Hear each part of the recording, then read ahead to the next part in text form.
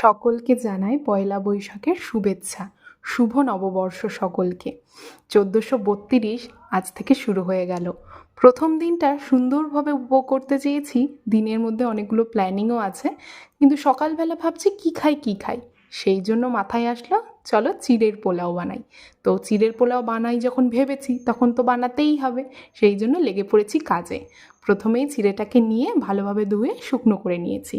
এবার মা পেঁয়াজ সমস্ত কিছু কুটে রেডি করে দিয়েছে। আমি কড়াইতে দিয়ে দিয়েছি সাদা তেল, তারপর দিয়ে দিয়েছি পেঁয়াজটা দেওয়ার পরে অনেকক্ষণ ভালোভাবে ভেজে নিয়ে লাল লাল করার পর তারপর দিয়ে দিয়েছি এর মধ্যে একটু কাজু। এটা অপশনাল, না দিলেও চলে, কিন্তু যেহেতু বাদাম ছিল না সেহেতু আমি কাজু দিয়েছি। দিয়ে ভালোভাবে ওটাকে ভেজে নিতে হবে। একটু লাল লাল হয়ে আসলেই তার মধ্যে দিয়ে দিয়েছি টমেটো এবং কাঁচা লঙ্কা। ভালোভাবে ভাজতে হবে, কিন্তু কাঁচা কাঁচা থাকলে মোটেই চলবে না। তারপর ভালোভাবে নেড়ে চেড়ে নিয়ে তার মধ্যে দিয়ে দিয়েছি 2টো ডিম। যেহেতু আমি আর মা খাবো সেই জন্য দিয়েছি 2টো ডিম। আমি কখনো কখনো একটা ডিম দিয়েও বানাই, তাতে বেশ মন্দ লাগে না। আলুও দিই, কিন্তু আজকে আর আলু দিতে ইচ্ছা হয়নি।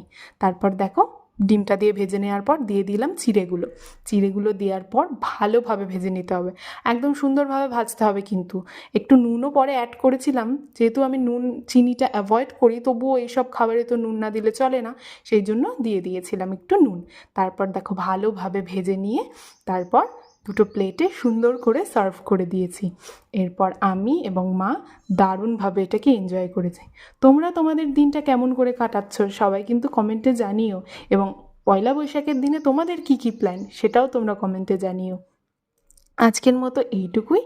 সকলকে জানাই শুভ নববর্ষ।